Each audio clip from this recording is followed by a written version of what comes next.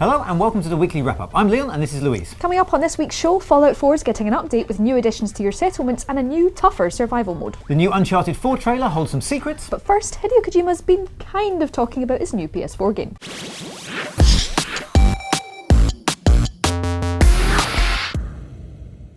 Kojima signing up to make a PlayStation game was quite the coup, and judging by the face he made, none of us will ever be as happy as Sony boss Andy House was to announce it. But what is he actually making? Well, you can get any hope of another MGS or Silent Hills out of your head because Konami will never let that happen. However, speaking at the recent DICE Summit, Koj said his next game was going to be big and extremely edgy. He also said he won't be changing anything about how he makes games in order to sell more, but rather making something he wants to play and then figuring out how to make it successful. So, while we won't get to play with Kojima's Snake again, or touch his Silent Hills. That doesn't work. Sorry.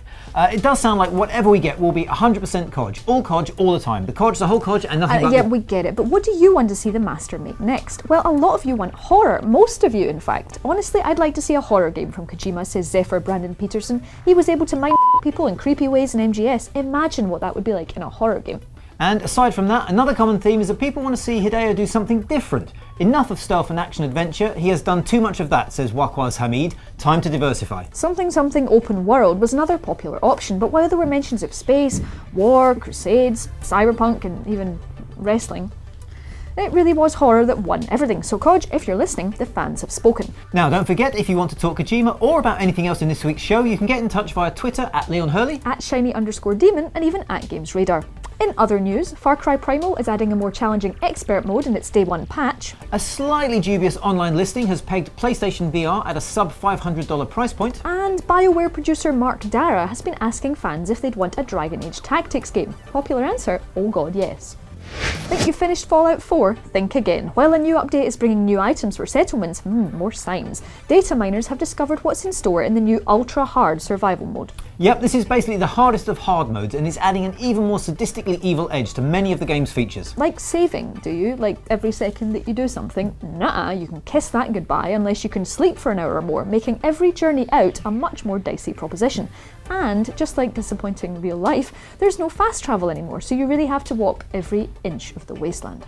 Combat's also getting a fiendish update. Enemies no longer appear on the radar, so good luck trying to get the drop on a ghoul. Plus, ammo now has a weight, which gets heavier the more powerful it is, so now you really need to think about the gear you take with you. And if this all doesn't sound fun enough for you, you'll also have to take more care of yourself, as lack of sleep can affect stats and makes you more prone to disease and infection. Fatigue also reduces your action points, as well as your ability to sprint. All of which makes it sound like a much better idea to stay at home, and that's where the new patch comes in. Currently it's in beta on Steam, but when it arrives it'll bring a fix and a pile of new goodies to dress up your apocalyptic pads. That includes things like super mutant clutter, meat bags and totems for that little extra touch of serial killer chic, and then there's the new raider gear, new paintings, signs and new door options. And God knows that game needed better doors. We've also found out that Bethesda is aiming to get mods on console around May, meaning that in a couple of months you could be enjoying stuff like this. $1 million harder than TNT. Bum. Holy shit, did you see the new Uncharted 4 trailer? With the Jeep! And the boat! Africa! And the swimming! The official Assassin's Creed Black Flag concept art that ends up in a painting and Naughty Dog had to apologise for it. No, okay. Okay, so loads of stuff, but here's 5 things we noticed that seem to be quite a big deal. Teenage Drake looks playable. Much like Uncharted 3, it looks like we could be playing some sections of Uncharted 4 as the young Nate and his brother Sam. It makes sense seeing as Sam's a new character and the pair's entire backstory needs to be explained. The levels look more open. Naughty Dog has talked about making Uncharted 4 less linear, with more open spaces to encourage exploration and create variation for players depending on where they want to go.